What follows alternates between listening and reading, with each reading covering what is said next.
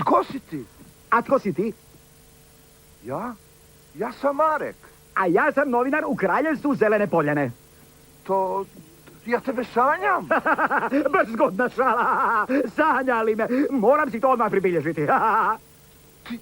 Ti znaš što mi se dogodilo? Pa kako da znam? Dobar novinar sve zna. A ja sam najbolji novinar u Zelenoj Poljani. Preobražen si u nešto, ne znam što. Moram si to odmah pribilježiti. Ali ja ne razumijem što se dogodilo sa mnom. Dobar štos, on ne razumije. A tko je sredio mravinjak? Tko je htio ubiti pauka križara? A tko je ozlijedio drvo? I na kraju, tko je lovio majstora crne i bijele magije? A? Njegova visost, knez Čarolija. Tko pitam? A? Jasno ti, mali zao čovjek. Eto, to se dogodilo s tobom. Zašto sam tako malen kao ti? Molim lijepo, ja uopće nisam malen i točka. Hitam izvijestiti mrave da je onaj koji je uništio njihov dom sada ovolika zića. Što će biti veselo kad ga mravi dohvate. Vrati se! Čuješ? Vrati se s mjesta! Vrati se! Ali, joj! No i dočeka smo, nečače moj, naš slatki zalogajčić. No, koga mi tu imamo? Ta to je onaj nesnosni malac koji je malo prije kanio mene svladati. Stiže čas slatke osvete, nečače moj. Taj je čovjek kanio svladati mene, križarskog viteza. Motri, nečače moj, i uči kako se kažnjava neprijatelj. Tako ti me pa ćeš vidjeti. Potrgao je moju paučinu. Je, striko. On mi prijeti. Prijeti, striko, i kaže da ćeš takneš li ga nešto vidjeti. Nemam ni mrvu volje bilo što razgledati. Pomozi mi. Kakva šteta što ga njegova kneževska visost nije smanjila malo više. Ovoga mi je trena palo na um kako imamo nekog važnog posla. Nisi ništa govorio o nekakvom poslu, striko. Imamo. Treba smisliti plan osvete. Križarski vitez, nečače moj, ne smije ništa raditi bez temeljita plana. Slušaj i uči.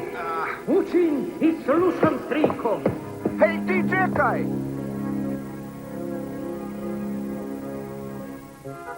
Stanite, prestanite s mjesta, molim. Ostavite moju harfu na miru. Molim da mi se ne smeta. Ja stvaram.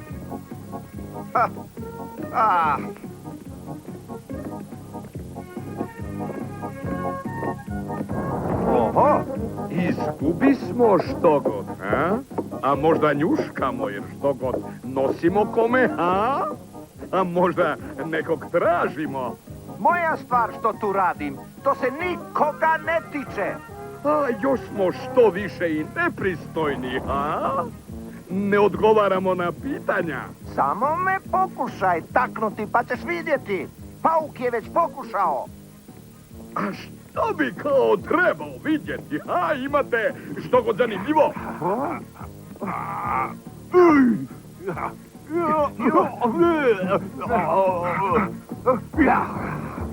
Tako treba. Držiš li tog prljavca, Bumbo? Ne držim. Ma daj, pusti me! U pomoć! Molim tišinu, ne mogu se sabrati. Začepi mu nečim gubicu, Bumbo, da nam ne navuče kakve neželjene goste. U ovakvim se uvjetima ne može naslikati najčudesnija slika na svijetu. Zbog te buke svijet gubi veliko umjetničko djelo. U pomoć! Joj!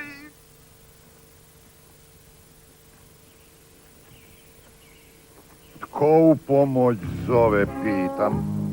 Da je tko zna u pomoć, nemoguće, ništa nismo čuli, je li, Bumbo? Jasno. Branite se. Mrtav sam. Mahnite me, vidite zubi. Mene nema nimalo.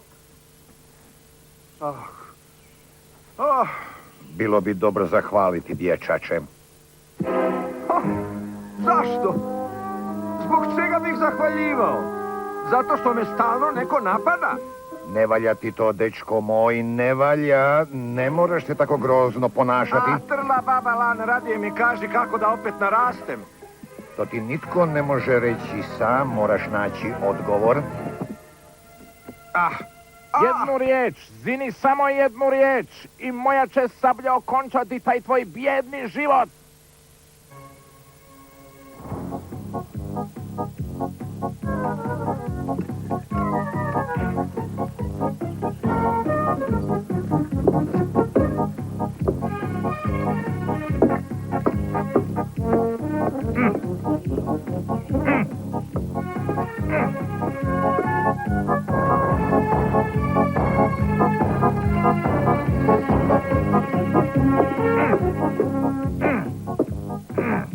Moji će te vojnici raskupusati, vidjet ćeš.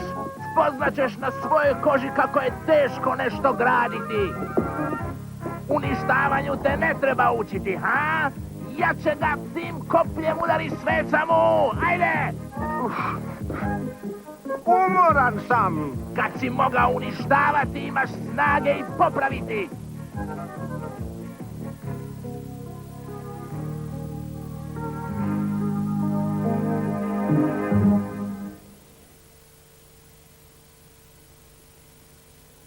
To je, nečače moj, tajni križarski zagušljivac. Unutra se nalazi dim, vrlo nemila mirisa, osljepljuje i oduzima želju za borbom. Razumiješ, nečače moj? Ne razumijem, striko. Začepio sam ovu puharu. Kad izvadim čep kroz otvor suklja, osljepljujući dim koji oduzima želju za borbom. Tim ćemo dimom nadimiti omraženog neprijatelja, tog nesnosnog šmrkavca koji me pokušao svladati i učinit ćemo s njime što se priliči. Ne razumijem, striko. Što ne razumiješ, nečače moj? Ne razumijem kako ćeš izvući čep. Jednostavno, eto, sad razumiješ. Psiha! Psiha! Psiha! Razumijem, ali ništa ne vidim i nemam volje za borbom. Dakle, kao i obično, imao sam pravo. Psiha! Tajno križarsko oružje djeluje savršeno. Genijalan si, striko. Aj, psiha! Pažnja, najnovija vijest. Hrušt je pao u zaljev. Pažnja, najvjerojatnije će zelena poljana bespovratno izgubiti svoga miloga hrušta. Pažnja, na rubu snaga hrušt se bori s vodom. Pažnja, bile su to posljednje vijesti. Sveca mu! Dragoga hrušta! Ponosan sam što sam ga mogao zvati prijateljem. Teško podnosim taj gubitak. Kad je već hrušt vaš prijatelj, zašto ga ne pokušate spasiti? Zašto ga ne pokušavam spasiti? Sveca mu! A kako da ga spašavam? Kako?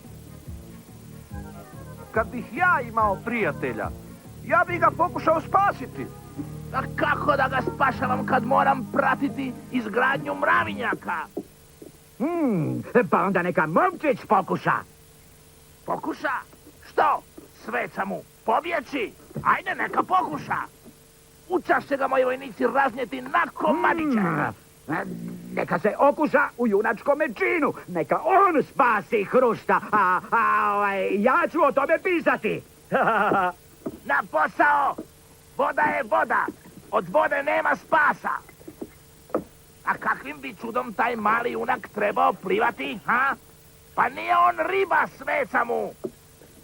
Zna se da neki ljudi znaju plivat. Bio bi istina još većim junakom kad ne bi znao plivati, a ipak skočio u valove za tonućim hruštom. A kakva bi to bila samo sjajna reportaža. Pažnja, novosti iz prve ruke. Hrabri mali čovjek, a da ni plivati ne zna, namjerava spasiti iz valova kapetanova prijatelja. Mirno!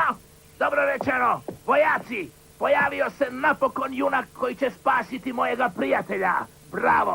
Bravo, hrabri dječače. Kaplaru, Na zapovjed! pripazite molim da junak izvede svoje hrabro djelo.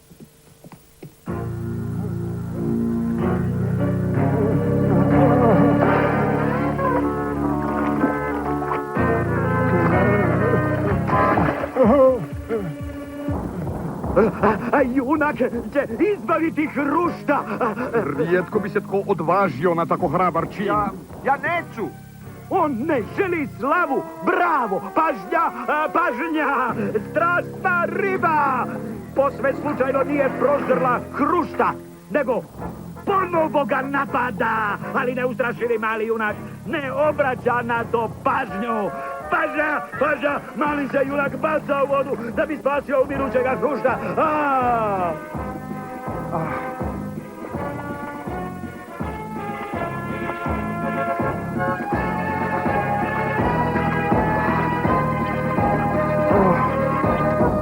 Čuli ste, želi izvući hrušta. Nema šanse, smazat će ga riba. Neka ga smaže, bit će veselije.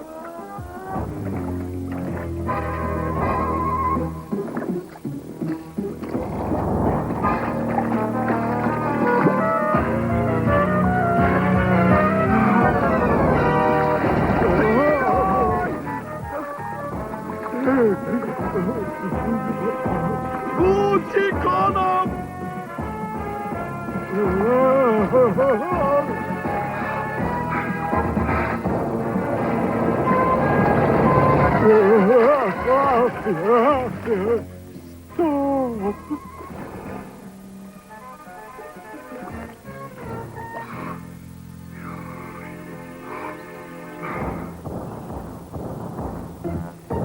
No, dosade, uspio je. Ja.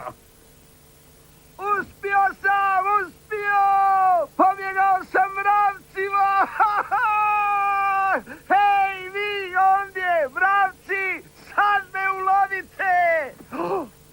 Bravo, hrabri dječače!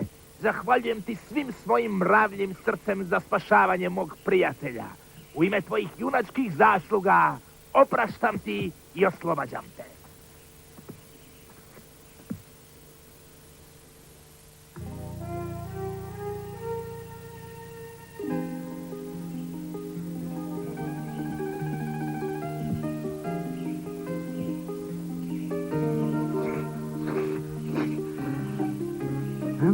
Baš sam ispričao gospođi Stonogi o tvome junačkom dijelu, dječače. Sjedite s nama na šalicu soka od jagoda.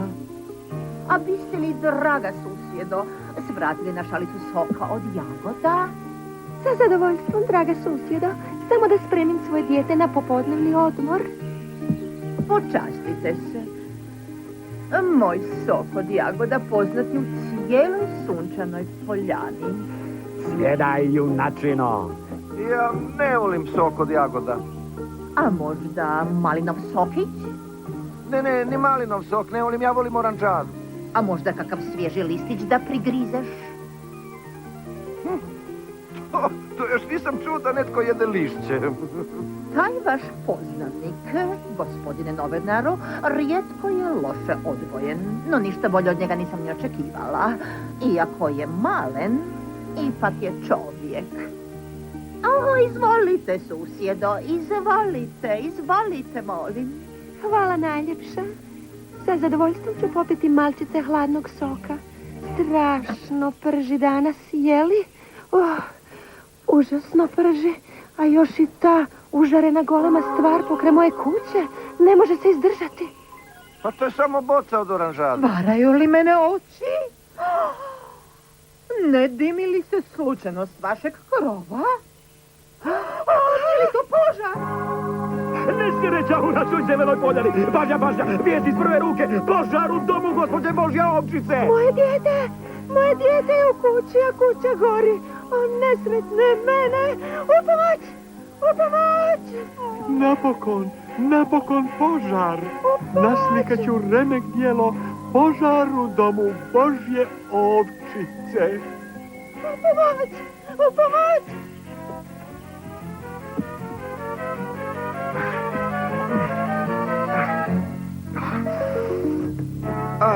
Nije valjda tako okrutan uništiti mi takvu sliku da ne mogu naslikati požar.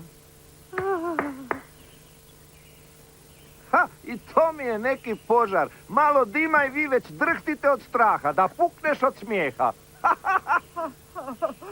Grozno. No da, morao bih poći. Hvala, moram poći do svog djeteta. Ni trun zahvalnosti. A što će to biti, striko?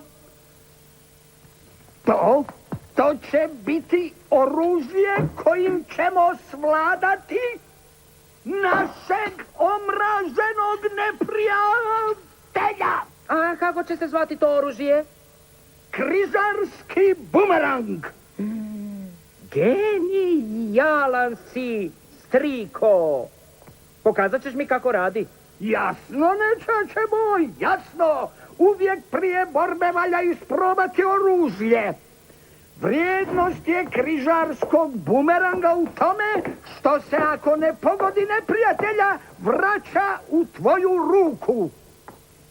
U moju ruku, htjedoh reći, jer još ti suviše neuk da bi rabio takvo oružje. Sad će se zabiti u ono drvo kao što će se zabiti u tijelo omraženog neprijatelja. Razumiješ, nečače moj? Razumijem, striko. Genijalan si. Znam. Ako ipak, što nije baš moguće, ne pogodim stablo, ta će se križarski bumerang vratiti u ovu eto ruku. Gledaj i uči.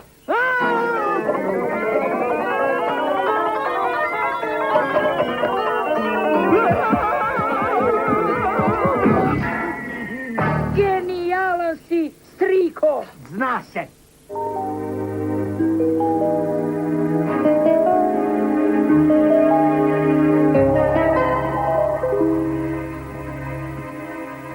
Ni trun zahvalnosti. Iznimno kazano. Iznimno. U cijeloj zelenoj poljani vlada velika nezahvalnost. Rado bih o tome razgovarao. Nemaš li ništa protiv? Kamo ideš? Nikamo. Za nosom. Iznimno. A da se zavučemo u neki zaklon? Samo što nije počela kiša. Nezahvalnost. Čuo sam da ti je onaj grozni knez crne i bijele magije dobro smjestio. Istina je. Dobro mi je smjestio. A nisam ništa napravio. Malo sam kao oštetio mravinjak. Uplašio pauka i htio uloviti leptira. A nisam znao da je to ondje neki knez. A što je to? Smola? Aha. Bolje se ne približavaj. Mogao bi se prilijepiti. Za tijelo je netko ozlijedio stablo, pa je bolesno. Stablo bolesno? Da kako? Ali ne razbijaj time glavu, momče. Može samo umrijeti, ništa više. A i kakva uopće korist od stabla. Idemo odavde, momče. Tu će nas voda potopiti. Potopiti? Ako može potopiti nas, može potopiti i mravinja. Nisu dovršili zaštitne bedeme. Vrlo dobro. Biće kažnjeni što su me tako mučili. Tako treba. Nisu se prema tebi lijepo ponijeli. Moram vidjeti kako se ti glupi mravuljci uče plivati.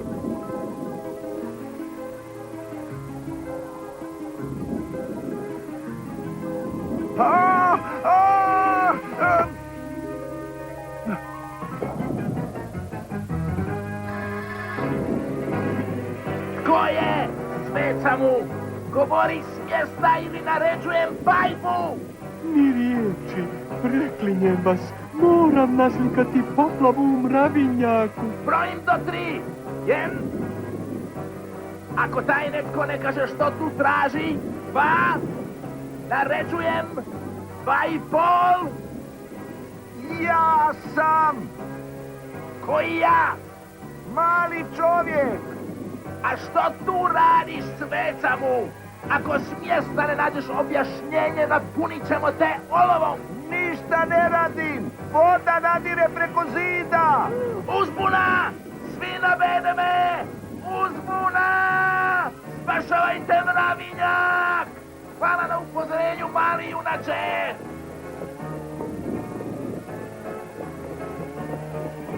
Prokletstvo, taj je čovjek moje prokletstvo.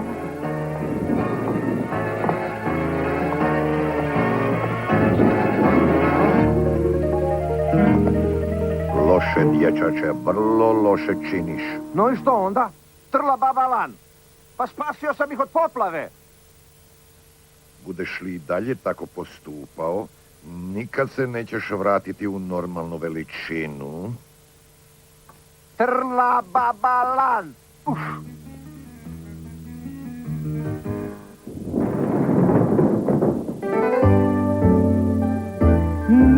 Baš nikad ne znaš da li možda to što radi